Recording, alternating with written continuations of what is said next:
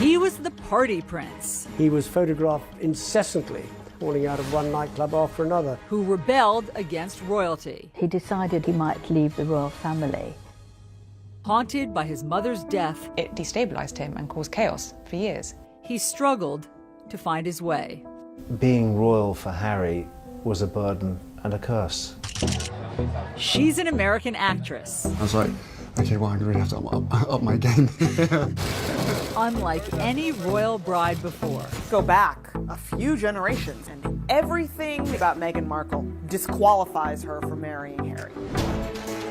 A modern royal couple who will change history. The Queen made an exception and broke from royal protocol. Redefine royalty. Do you see any scenario by which Harry and Meghan overshadow Kate and William? It was my first thought. And modernize the monarchy. The world's view of the British monarchy is probably going to be determined more by Harry and Meghan than by William and Kate, certainly by Charles and Camilla. That's a very unusual situation. Tonight, a CNN special report, a royal match, Harry and Meghan. I'd never even heard about her until this friend said Meghan Markle. I was like, right, okay, give me a bit of background. It is July 2016 in London when Britain's most eligible bachelor, Prince Harry, is set up on a blind date. It was definitely a setup. It was a blind date. I was beautifully surprised when I walked into that room and saw her, and there she was sitting there. I was like, okay, well, I really have to up my game. Harry ups his game, and they begin a whirlwind romance. Just weeks later, they're vacationing together in Botswana, Africa. We camped out with each other under the stars. She came and joined me for 5 days out there, which was absolutely fantastic. In the months that follow, they date long distance, meeting up in London and Toronto, where Meghan, an actress, is filming her TV show Suits. Wow, you're pretty. Good. You've hit on me. We can get it out of the way that I'm not interested. No. The whole time keeping their relationship a secret. I mean, when they first met, nobody knew about it. I mean, they are such a charismatic couple. Penny Junor wrote a biography about Harry. They kept this relationship quiet. Which is itself impressive. It is impressive. I mean, the great fear about Harry finding a wife was always going to be the intrusion of the press, because that is what had killed 2 previous long-term relationships. Relationships with actress Cressida Bonis and his first love, Chelsea Davy.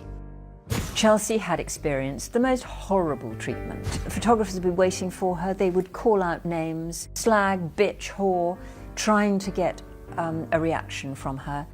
And I guess that she looked at all of this and thought, do I want this for my life? And I interviewed Harry just before he met Meghan, the month before, and we talked about, his private life at the time. Harry tells Roya Nika, the royal correspondent for Britain's Sunday Times, about a, quote, massive paranoia he feels in finding a girlfriend. I think Harry's great fear was that unless he had enough time to get to know someone, if that relationship prematurely became public, they would be absolutely swamped with media interest, and that would change the dynamic of his relationship. And what happened to his mother is never far from his mind. Harry and his brother still feel that the paparazzi and press intrusion were certainly partly responsible for his mother's death, and thought, why would anyone want to put up with this for me? Harry wants to keep his relationship with Meghan private as long as he can. But just 4 months after that first date, the news is out, and the paparazzi pounce once again. I mean, there was a photographer who got inside Meghan's house in Toronto. The paparazzi were camping on her mother's front lawn and following, and harassing all members of her family, anybody really who knew her. Despite starring in a TV show, Meghan is relatively unknown. Now the British press wants to know who she is and if she's fit for the royal family. She was a woman who had been married. People were fascinated by the fact that she was divorced. People were fascinated by her background, her acting, a career woman. How would that work, being with someone in the royal family? That's not what we've seen before. They also have not seen someone biracial dating a member of the royal family. And some of the conversation is blatantly racist. There was one newspaper headline saying, "Straight out of Compton," suggesting that she was from a gang-ridden neighborhood. Afua Hirsch is a journalist and recently wrote a book about race, identity, and belonging in Britain. And would Harry be dropping around for tea in gangland, which was very clearly racially loaded. A whole nother issue exploded, which was the number of rather horrific social media racist comments began to flood in from the darkest, vilest corners of the internet. The royal family responds in unprecedented fashion, with Prince Harry's team releasing a statement confronting the, quote, abuse and harassment Meghan is facing. Very unusual for a statement to come out. No one understands this better than Dickie Arbiter. He was press secretary at the palace for 12 years. He made the point, this is not a game. It's not a game, it's people's lives. And he was very angry, and it was a sort of back-off reminder to what they did to his mother. Why is it that you think that Meghan's upbringing, her race, why did that garner so much attention? In the past, members of the royal family, princes, would have married princesses. And when Harry's father, Prince Charles, was looking for a wife, it was also a requirement that a wife should be a virgin and a member of the Church of England. You just go back a few generations in the royal family, and everything that you can say about Meghan Markle disqualifies her from marrying Harry. Kate Coyne is the executive editor of People magazine. This is precisely why you had Edward abdicating his throne so that he could marry an American divorcee. Elizabeth's sister Margaret was in love with a divorced man and was not allowed to marry him. Wasn't Charles and Diana's wedding and marriage a wake-up call in some ways for the monarchy, that you can try to have somebody perfect, but it has to be chemistry and you have to let the person have the freedom to marry who they want? No, well, I think it was a lesson that they've learned. Harry is desperate for history not to repeat itself, and he's anxious to protect Meghan. Harry's statement was the most romantic thing a member of the royal family has ever done. And I think Engagement Watch was on from that moment. It was, let's wait for the ring. The ring comes in November 2017. Prince Harry has announced his wedding engagement to American actress Meghan Markle. And the royal family welcomes Meghan with open arms. The Queen made an exception and broke from royal protocol and invited Meghan to spend Christmas with the royal family and the Queen at Sandringham. That was the first time a royal fiancé has ever done that before actually marrying into the royal family. A powerful sign the monarchy and the Queen are modernizing and changing. The royal family now is trying to at least be much more reflective of society, and the Queen, first and foremost, wants her grandson to be happy. And that happiness is something Harry has been searching for most of his life. When we come back, the moment that changes everything. He didn't really deal with what life without her meant. It destabilized him and caused chaos for years.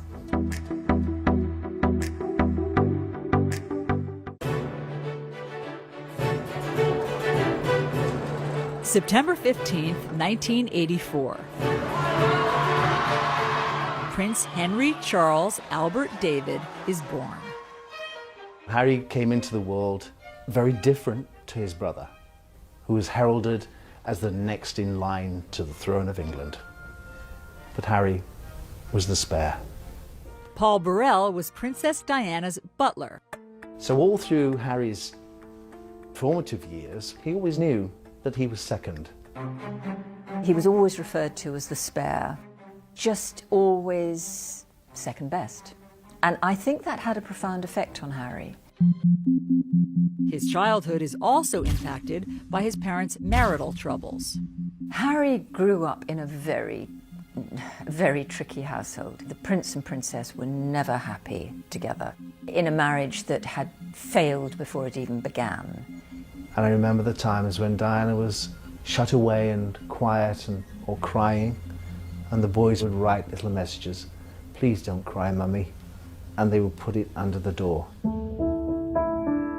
When Charles and Diana divorce, it hits Harry hard. Then, 1 year later, his mother is killed. Harry is just 12 years old.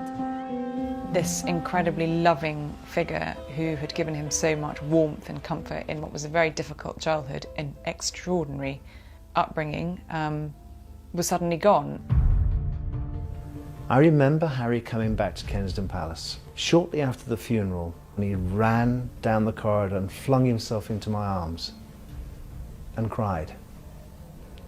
And his tears wet my shirt through. He was devastated. Got the phone and... Harry later admits to ITV he has deep regrets about his final phone call with his mother. I can't really necessarily remember what I said, but all I do remember is probably, regretting for the rest of my life how short the phone call was. And if I'd known that that was the last time I was going to speak to my mother, the things I would have said to her. Looking back on it now, it's incredibly hard. I have to sort of deal with that for the rest of my life. Guilt and grief he never expresses at the time. I think it was a classic case of don't let yourself think about your mum and the grief and the hurt that comes with it, because it's never going to bring her back, and it's only going to make you more sad.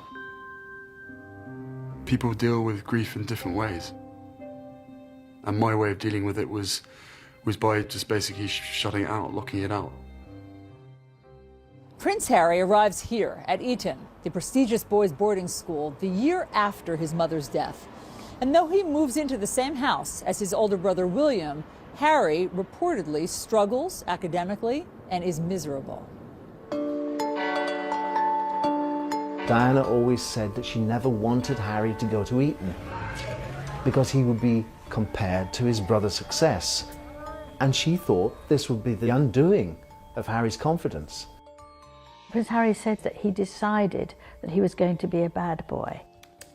Journalist Angela Levin interviewed Harry last year at Kensington Palace. So that the reason he didn't do well there was partly his fault, it was deliberate. In 2002, headlines emerge of Harry's drinking and marijuana use. For the first time, Harry is facing the public pressure that comes with his famous family. Did it seem to Brits that it was more than just typical teenage antics? Teenagers do drink too much. They do behave badly, it's all part of the growing up process. But I personally was worried that there was something deeper. There was a touch of self-medication going on. After graduating from Eton, Harry escapes to Africa during his gap year for humanitarian work. It was an escape from this heavy-duty world of royalty, always being watched, always being photographed. He could be very ordinary. He spends 2 months in Lesotho with children in need and others whose parents died from AIDS. He could see that there were holes there in their lives. And I think absolutely he saw in them something that he felt was missing in his life: care, love and attention, the loss of his mother. Harry not only falls in love with the children and the country, he begins a serious romance with a wealthy girl from southern Africa, Chelsea Davy. She's very free-spirited, not someone who felt bound by royal protocol or tradition, and also shared his love of Africa. And, the two of them travelled extensively throughout Africa together. Chelsea remains a constant in Harry's life for years to come. She also came into his life at a time when he was missing that female figure to support him. And I think Chelsea did that and understood him, and she could understand that he'd been through a very difficult time and was still going through a very hard time. A very hard time that Harry struggles to overcome. When we come back... Prince Harry got so low that he decided at one point that he might leave the royal family. And then Meghan Markle's struggle with her biracial identity. She has heard the names her mother has been called, and she's well aware that that is happening for one reason only, and it's the color of her mom's skin.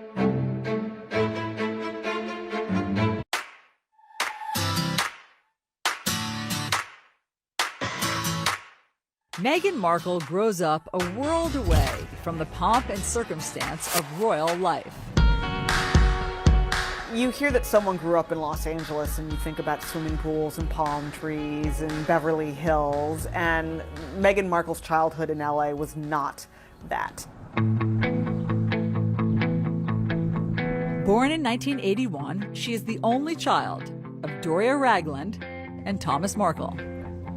Meghan's father was a lighting director for a number of shows in the Los Angeles area, most notably Married with Children. He eventually became the director of photography, and that was the sort of behind-the-scenes, less glamorous side of Hollywood. Meghan recounts spending time on the set with her father on The Late Late Show with Craig Ferguson. I grew up on the set of Married with Children every day after school for 10 years. I was there. Wow. I know. It's a very perverse place for a little girl who went to Catholic school, no less, to grow up. Meghan certainly had every reason to be dazzled by TV, film, the whole on-camera experience from a very young age because she grew up around it.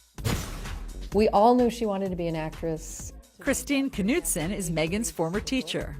She was in the musicals, she was in the plays. She would sparkle when she got on stage, and I think it was just kind of in her blood. She loved it. Despite two loving parents, Meghan struggles with her biracial identity. I think she was kind of grappling a little bit with the sense of her identity and trying to understand who she was. Josh Duboff is a senior writer for Vanity Fair who has covered Meghan. Her father was white, her mother was black. She said when she would fill out forms, there wasn't always a bubble that fit her to fill in. She didn't want to circle the one that was implying that her mother, was more important than her father or vice versa.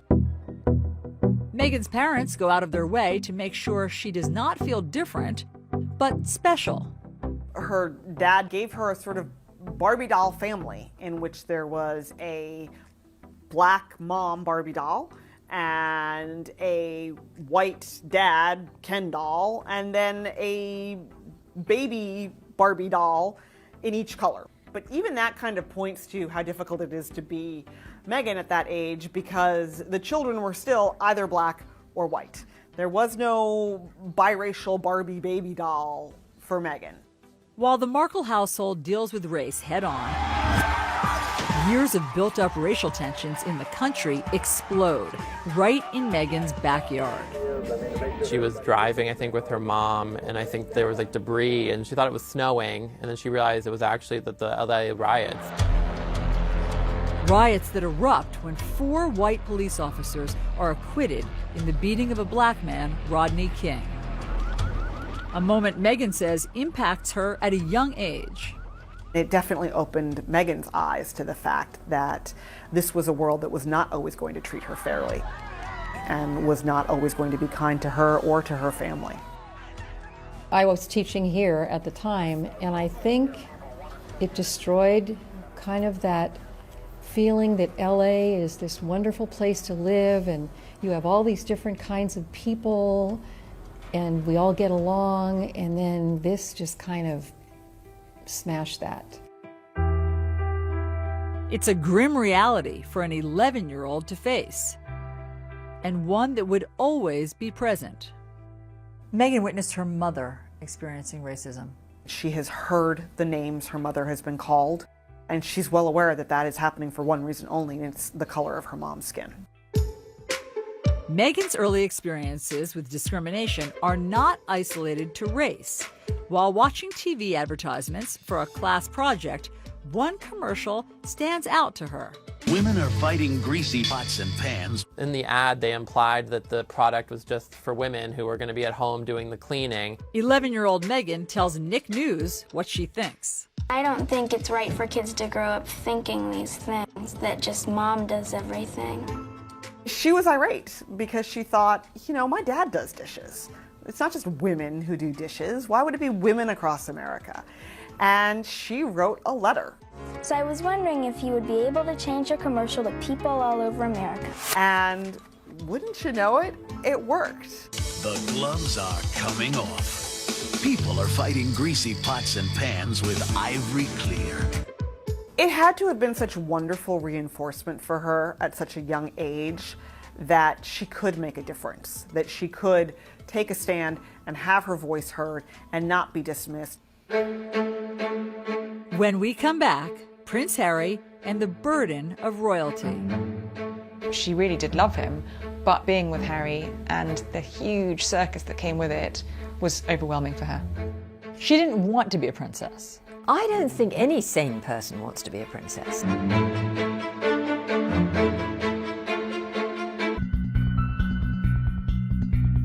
Outrage around the world after Britain's Prince Harry shows up at a costume party. Dressed as a Nazi, sort of Nazi.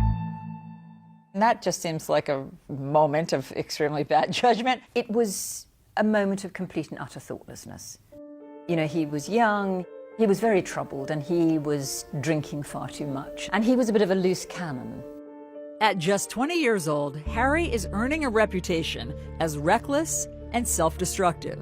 He was photographed incessantly after he left school during a sort of gap year, falling out of one nightclub after another. And he has a run-in with the paparazzi that leaves a photographer with a split lip. For many years, it was a real worry about what would happen to Harry because he didn't seem to want to be a royal. He really kicked against it. He wanted to be a normal human being. When Harry arrives at Sandhurst Military Academy in May 2005, the pressure is on to turn over a new leaf. He'd not had that discipline for so many years. People were concerned that Harry wouldn't find his way. Sandhurst is nothing like the lavish royal lifestyle that Harry has become accustomed to. And throughout the 44-week grueling training course, he's treated like every other soldier. It could be said it kind of knocks a bit out of you. General Lord Richard Dannatt was chief of the British Army. In the early days, the first 5 or 6 weeks, when the training is really tough, it encourages people to rely on each other, to help each other. Harry is one of the guys, yet there are painful reminders he's still a royal. When his unit deploys to Iraq in May 2007, Harry is forced to stay behind. There have been a number of specific threats, specifically aimed at Prince Harry. And it's for that reason that I've decided that the risk to Prince Harry is too great. I think when he was told he couldn't go, it was a really low point for him. I didn't sort of join the army thinking that I was never going to go on operations. It was very hard, and I did think, well, clearly one of the main reasons that I'm not allowed to be going is because of the fact of who I am. But months later, a secret deployment to Afghanistan gives Harry a taste of the front lines. As far as I'm concerned, I'm out here as a normal JTAC on the ground and not Prince Harry. It's very nice to be sort of a normal person for once. I think this is about as normal as I'm ever going to get. It was pretty much a turning point in his life, but I think he realised the seriousness of life, really rose to the responsibilities. But after 10 weeks on the ground, his mission is leaked, and Harry is immediately evacuated. It wouldn't have taken Taliban or others long to have searched around and perhaps found where he was. So there was a risk to him, but I think also if there was an increased risk to him, there was an increased risk to the other soldiers who were around him, and the only sensible and safe thing to do was to bring him back. He was very angry. To use the words of his private secretary, he was boiling mad, and he sort of headed for the gutter. What did that look like? He started drinking very heavily. He was fed up with who he was. Who he was is also causing tension in his relationship with his longtime girlfriend, Chelsea Davy. She really wasn't that fussed at all by the trappings that came with Prince Harry. In April of 2011, Harry brings Chelsea here to Westminster Abbey for the wedding of his brother, Prince William, and Kate Middleton. There are 1 million people lining these streets, and millions more watching on TV around the world. It's an intense spotlight that Chelsea struggles to cope with. And actually, she was very determined that that would not be her life, and she wanted a career of her own, and ultimately I think that was one of the things that ended their relationship. She didn't want to live inside the goldfish bowl. Harry does not either, and he is determined to return to the battlefield. When he came to see me, he sort of sat rather slumped in a chair and said, "The trouble is, I can't be like a normal young man. But that time in Afghanistan had given him 10 weeks to be a normal young man, and he desperately wanted to replicate that again. And he accepted, and his private secretary accepted, that probably the only way he could go back was within the anonymity of being inside a helicopter. And he'd therefore need to learn to fly a helicopter. After 2 years of training, Harry not only becomes an Apache pilot, he is the top gun on his weapons course. He got it on his own. It wasn't because he was a prince. He actually had to fight really hard for it. He was one of the very top Apache attack helicopter pilots. Harry returns to Afghanistan in September 2012. He did exceptionally well. Brigadier Neil Sexton was Harry's commander on the ground. You go out there with the anticipation of having to use the Apache's weapon systems and to bring them to bear without any collateral damage, and also to conduct yourself in a way that's safe in the most demanding of environments. I actually believe that his success on those Apache aircraft was the making of Harry. I think Harry, who had spent all his life being second best to his brother, being the spare, suddenly found something that he could do and could do better than anybody else. And that gave him confidence that he had never ever had before. And it changed him, I think. When Harry leaves the army after 10 years of service, his future is uncertain. I don't think there are any career options for a royal prince. It's easy for William. He's heading towards the throne. I think being royal for Harry was a burden and a curse because he was only the spare. What was his job? What was his way forward? As Harry finds his way, another romance is on the rocks. This time with his girlfriend of 2 years, Cressida Bonus. She really did love him, but I think the situation of being with Harry and the huge circus that came with it was overwhelming for her. I think Cressida took one look at what life with Harry would have involved and just turned her back on it. You know, she didn't want to be a princess. I don't think any sane person wants to be a princess. Who would want to be a royal princess? It's a burden. When we come back, Harry opens up about his royal role. He's living this life that he's been born into. It's not his choice. He decided he might leave the royal family.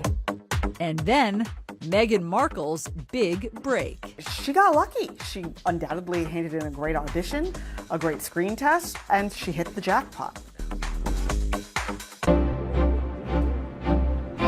After graduating from Northwestern University, Meghan Markle moves home to Los Angeles.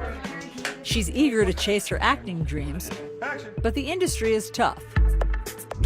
That is an industry that is built on judging you and tearing you down and rejecting you and making you second guess your weight and your skin and your hair and your talent and your poise.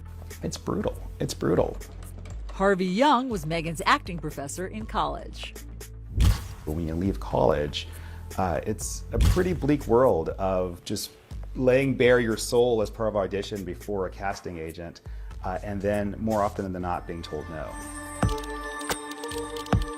For Meghan, her identity struggle is magnified in Hollywood. What has she said about how her race impacted her getting jobs? Casting agents weren't always sure what to make of her. Is she going out for a Latina role? Is she somehow maybe Italian or even Middle Eastern? Or is she African American? Is she Caucasian? She undoubtedly felt like at times casting agents just threw up their hands and went, oh, never mind. Passed over for big roles, Meghan does get some small parts. Thank you. So what's going on here? What do you mean? What I mean is, like, you're way too cute to be just a FedEx girl. Maybe she'd have one scene or be there for one moment. I think she was on a bunch of TV shows, Fringe, Beverly Hills 90210. She was famously a deal or no deal girl. She had her little moment opening one of the briefcases. She has said that her 20s were brutal. Meghan struggled a lot. To become a successful actress, to be able to make a living, that's like winning a lottery ticket. I mean, the number of forces that have to combine to get you even the smallest scrap of success are so astronomical. Meghan auditions for 10 years. And then, at 29, she lands a significant role. Female lead on USA Network's legal drama, Suits. Is this all a joke to you? Because I take my job seriously. She got lucky. She undoubtedly handed in a great audition, a great screen test. She had excellent chemistry with her co-stars, and she hit the jackpot. Suits is an instant hit. Suits radically changed Meghan's life. First and foremost, she was now making more money than she had ever made before, ever. As the show achieves success, Meghan makes big changes in her life, including ending her 2-year marriage to Hollywood producer Trevor Engelson. When they met, she was still largely an aspiring actress. He was an aspiring producer. They were essentially at the same place in their careers. And then Suits really took off, and they weren't going in the same direction anymore. She was filming in Toronto, he was in Los Angeles. There were thousands and thousands of miles between them. Determined to use her position for good, Meghan spends her free time advocating for women.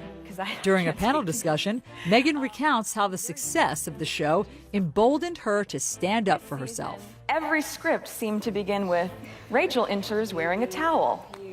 And I said, nope, not doing it. At a certain point, you feel empowered enough to just say no. She wanted to encourage other women to feel like they could speak up in the same way. And Meghan uses her fame to fight for women's equality across the world. As an ambassador for the nonprofit World Vision, Meghan travels to a remote village in Rwanda, where young girls walk hours every day to access clean water for their families. This is the water that she's going through all this work to get. But all that changes when the World Vision team builds a new well. These girls are able to stay in school because they aren't walking hours a day to go and get water, and this clean water source has changed the entire community. She has a sense that if she's been given a platform, if she has some influence, that there's a responsibility she has to use that for good. Laura Dewar is the Chief Marketing and Development Officer for World Vision. And she travels with Meghan to India in January of 2017. They visit local businesswoman Suhani Jalata in Mumbai, where the lack of sanitary products and the stigma around menstruation keeps young girls out of school.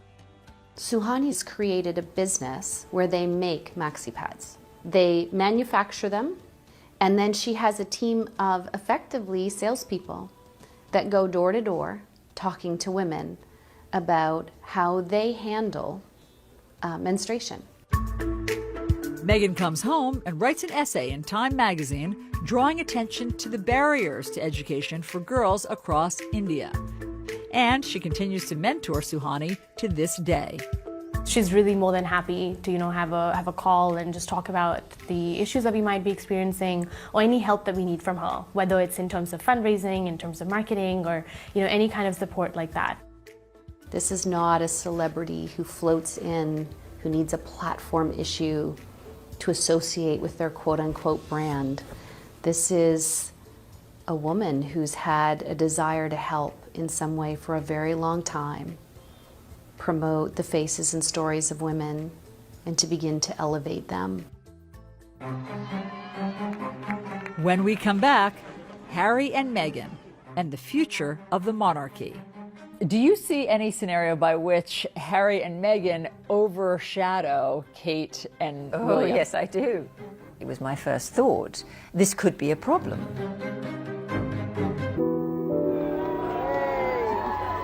Summer 2017. It's been 20 years since Princess Diana's death, and Prince Harry is speaking about it for the first time in a documentary for the BBC. When you're that young and something like that happens to you, I think it's lodged in your heart and your head, and it stays there for a very, very long time. For nearly 2 decades, Harry says he held back his grief. He didn't really deal with what life without her meant, I think, for a very long time. And then when he did finally confront it, it destabilised him and caused chaos for years. I spent a long time in my life with my head buried in the sand, you know, thinking, I don't want to be Prince Harry, I don't want this responsibility, I don't want this role. You know, look what's happened to my mother, you know, why does this have to happen to me? Harry even considered a drastic move. Prince Harry got so low that he decided at one point that he might leave the royal family. He's living this life that he's been born into, it's not his choice. And I think he felt at times very cross about that. Did Diana's death affect Harry differently than William? Harry was that much younger, and interestingly enough, last year he admitted for the first time to mental health issues. And you can't help but having a mental health issue in terms of having lost a parent, not being able to grieve in the same way as you or I might be able to do. He wasn't able to do that, so he'd bottled it all up inside him. Now, Harry is letting it all out, sharing his struggle as part of his Heads Together campaign with Prince William and Kate to end the stigma around mental health. We never really talked about losing a mum at such a young age. I always thought to myself, you know, what's the point in bringing up the past? It ain't going to change it. It ain't going to bring her back. And when you start thinking like that, it can be really damaging. And Harry ultimately chooses a future he hopes would make his mother proud. I felt an overwhelming connection to many of the children I met. Something he shared with the BBC. Now all I want to do is try and, you know, fill the holes that my mother has left, and that's what it's about for us, is trying to make a difference, and in making a difference, making her proud. He spends much of his time working on the charity he created for the children he met in Lesotho, Africa.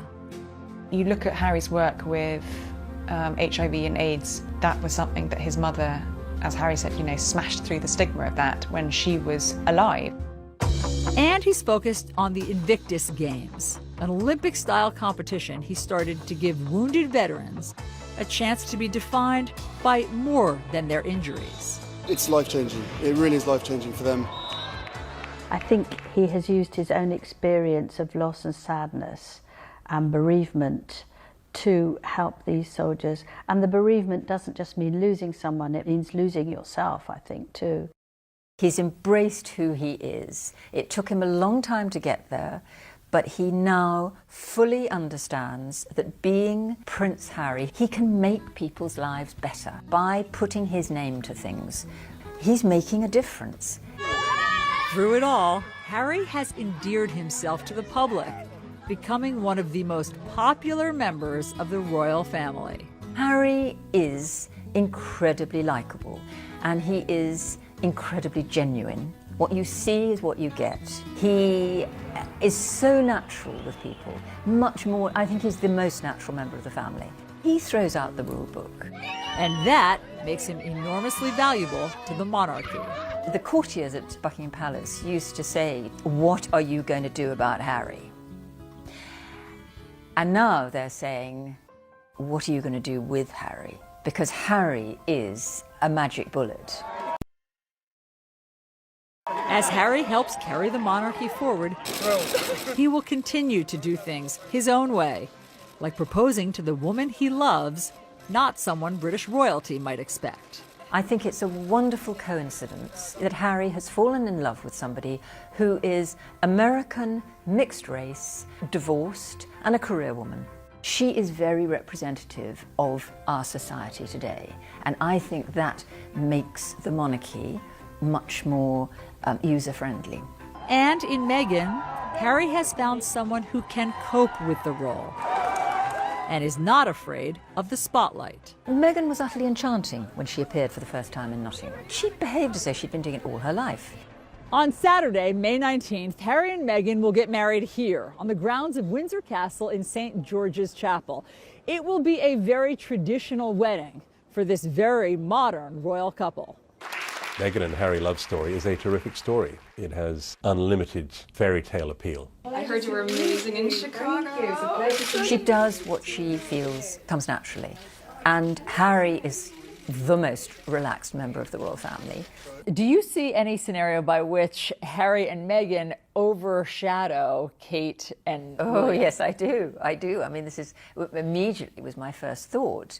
You know, this could be a problem because Harry and Meghan are a very compelling couple. They're very charismatic and very relaxed and easy. The cameras will follow them. William and Kate there's a much more rigidity to them, as possibly there has to be because he is going to be king. To some who have known the family well, Harry and Meghan will play a critical role in the monarchy's future. The world's view of the British monarchy is probably going to be determined more by Harry and Meghan than by William and Kate, certainly by Charles and Camilla. That's a very unusual situation. The royal family need Harry to bridge the gap between the people and the monarchy, because without that connection, the royal family wouldn't survive. As he has his whole life, Prince Harry will likely continue to be a star in the royal show. With his irresistible appeal, down-to-earth charm, and, like his mother, a natural ability to connect. With Meghan by his side, this modern royal couple are on course to redefine Britain's most famous family and change the monarchy forever.